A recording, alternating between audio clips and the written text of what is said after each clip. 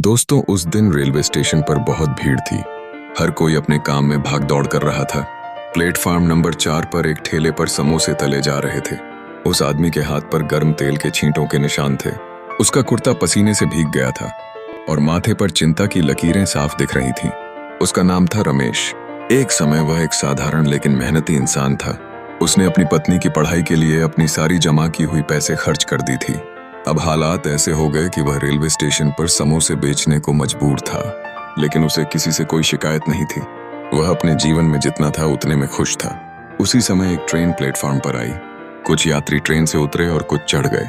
रमेश ने रोज की तरह आवाज लगाई, गर्म समोसे लो, RS10 में 3। लेकिन इस बार कुछ अलग हुआ।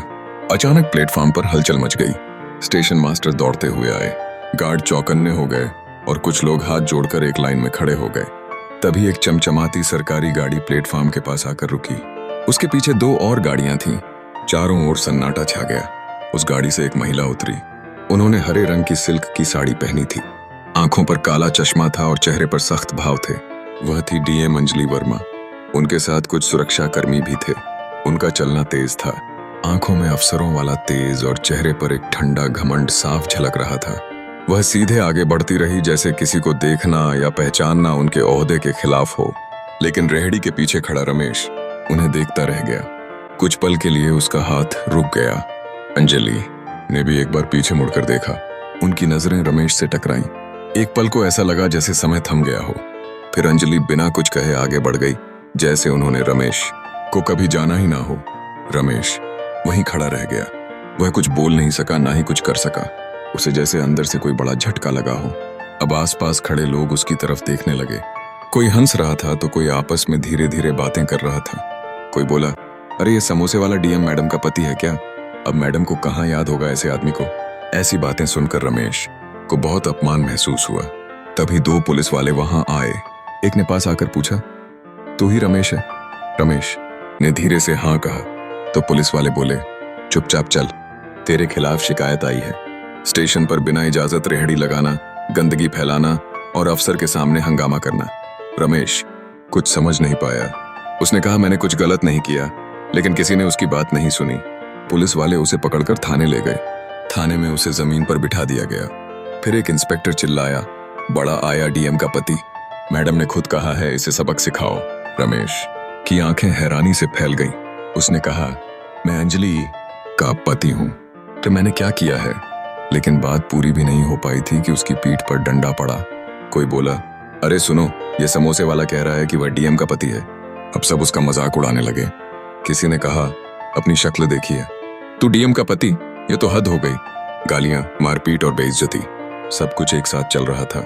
लेकिन रमेश चुप था।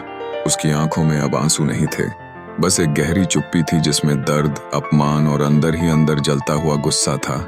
अगली सुबह बिना कोई केस दर्ज किए उसे छोड़ दिया गया। रमेश सीधा कलेक्टेड ऑफिस पहुंचा। गेट पर सुरक्षा गार्ड खड़े थे। रमेश ने कहा, मैं अंजलि से मिलना चाहता हूं, वह मेरी पत्नी है। गार्ड हंस पड़े और बोले, फिर आ गया, कल भी तो तुझे समझाया था, यहां मजाक नहीं चलता। तभी एक ऑफिसर बाहर आया। उसने रमेश की हालत देखी और गुस्से में बोला, इसे यहां से भगा दो, इसकी हिम्मत तो देखो, कौन अंजलि, कौन पति? द गार्ड्स ने रमेश को गेट से धक्का देकर बाहर निकाल दिया। लेकिन इस बार रमेश चुप नहीं बैठा। उसने एक RTI का फॉर्म भरा। उसमें सवाल लिखा था, क्या जिला मजिस्ट्रेट अंजलि वर्मा शादीशुदा हैं? अगर हाँ, तो उनके पति का नाम क्या है? कुछ ही दिनों में यह फाइल अंजलि, ये अफसर डरते हुए बोला, लेकिन मैडम यह कानूनन जरूरी है, जवाब देना पड़ेगा वरना मामला कोर्ट तक जा सकता है। अंजलि ने ठंडे स्वर में कहा, तो जाए कोर्ट में, हम कोई जवाब नहीं देंगे, चुप रहो और मीडिया तक बात पहुंचने से पहले इसे दबा दो। लेकिन इस बार रमेश भी चुप नहीं रहा। एक लोकल पत्रकार ने रमेश को खोज निकाला। रमेश ने कैमरे के सामने कहा, मैं अंजलि का पति हूं, मैंने ही उसे पढ़ाया है, अपनी जमीन गिरवी रखकर उसकी कोचिंग कराई। आज वह DM है, लेकिन मुझे पहचानने से इनकार कर रही है। यह वीडियो सोशल मीडिया पर वायरल हो गया। स्थानीय चैनलों पर हेडलाइन चली, क्या समोसे वाला DM का पति है? DM ने अपने पति को स्टेशन पर नहीं पहचाना। अब यह मामला पुलिस थाने या ऑफिस तक सीमित नहीं रहा, यह लोगों और मीडिया के बीच पहुंच चुका था। रमेश ने जिला कोर्ट में मुकदमा दायर की। उसने कहा, मैं डीएम अंजलि का पति हूँ, मेरे पास सबूत हैं, शादी का प्रमाण पत्र, तस्वीरें, गवाह और दस्तावेज। अगर कोई अफसर इसे झूठ मानता है तो यह मेरी इज्जत और पहचान का अपमान है। कोर्ट ने सुनवाई की तारीख तय की। खबर मीडिया तक पहुंच गई और अब मामला और बड़ा हो गया। डीएम ऑफिस की इज्जत अब सवालों में थी। रमेश को अब कुछ लोगों से धमकियां मिलने लगी। किसी ने उसकी समोसे की रेहड़ी भी तोड़ दी, लेकिन फिर भी उसने कोई शिकायत दर्ज नहीं कराई। वह सिर्फ कोर्ट की तारीख का इंतजार करता रहा। अब उसका चेहरा एक आम आदमी का नहीं था, कि आवाज बन चुका था जो किसी बड़े पद को भी हिला सकता था। पहली सुनवाई का दिन था। कोर्ट में काफी भीड़ थी। अंजलि की ओर से 4 वकील आए थे। सभी सूट बूट में मोटी मोटी फाइलें लेकर रमेश अकेला था। उसके हाथ में एक पुरानी फाइल, कुछ कागज और शादी की कुछ तस्वीरें थीं। जज ने पूछा, तुम किस अधिकार से कह रहे हो कि तुम अंजलि वर्मा के पति हो? तो रमेश ने चुपचाप जज के सामने अपनी शादी की तस्वीरें रख दी। फिर उसने दिखाया एक शादी का रजिस्ट्रेशन पेपर, गांव के सरपंच का सर्टिफिकेट और एक चिट्ठी जो अंजलि ने कोचिंग के समय लिखी थी, जिसमें लिखा था, रमेश, अगर मैं कुछ बन पाई तो वह सिर्फ तुम्हारी वजह से। अंजलि के वकीलों ने इन सबूतों को गलत साबित करने की कोशिश की। उन्होंने कहा यह सब नकली हो सकते हैं। अगर शादी हुई भी थी तो यह आदमी अंजलि का पति नहीं, बस कोई जान पहचान वाला होगा। लेकिन जब कोर्ट ने गवाह बुलाए, गांव का सरपंच, रमेश का पुराना स्कूल टीचर और कोचिंग सेंटर का डायरेक्टर, तब धीरे धीरे सच्चाई सामने आने लगी। सभी ने एक ही बात कही, अंजलि और रमेश की शादी सच में हुई थी और पूरा गांव इसका गवाह है।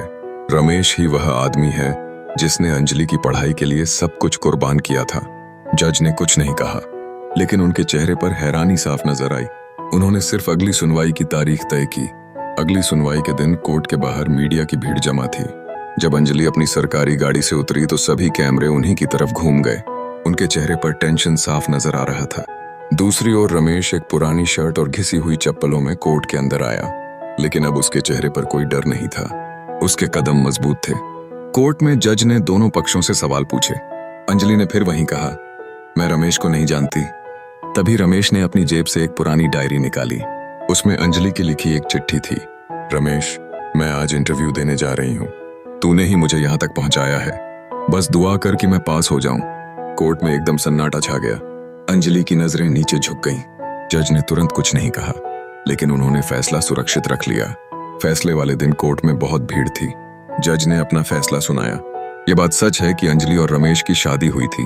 अंजलि वर्मा ने जानबूझकर अपने पति की पहचान छिपाई। इस फैसले के बाद शाम को रमेश फिर से अपनी पुरानी समोसे की रेडी पर लौट आया। वह पहले की तरह तवे पर समोसे तल रहा था, लेकिन इस बार उसके चेहरे पर कोई दुख या हैरानी नहीं थी। न कोई गार्ड था, न कोई सरकारी गाड़ी, न कोई अफसर। बस वही पुराना तवा, वही रेहड़ी और वही रेलवे प्लेटफॉर्म। लेकिन अब फर्क था। अब हर आने जाने वाला रमेश को इज्जत की नजर से देख रहा था।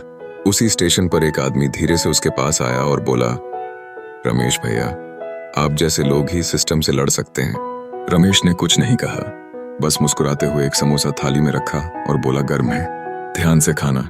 मित्रों, क्या आप भी मानते हैं कि सच्चाई चाहे जितनी भी दबा दी जाए, एक दिन सामने आ ही जाती है? अपनी राय कमेंट में जरूर बताएं। और अगर यह कहानी आपके दिल को छू गई हो तो वीडियो को लाइक करें और चैनल को सब्सक्राइब करना ना भूलें।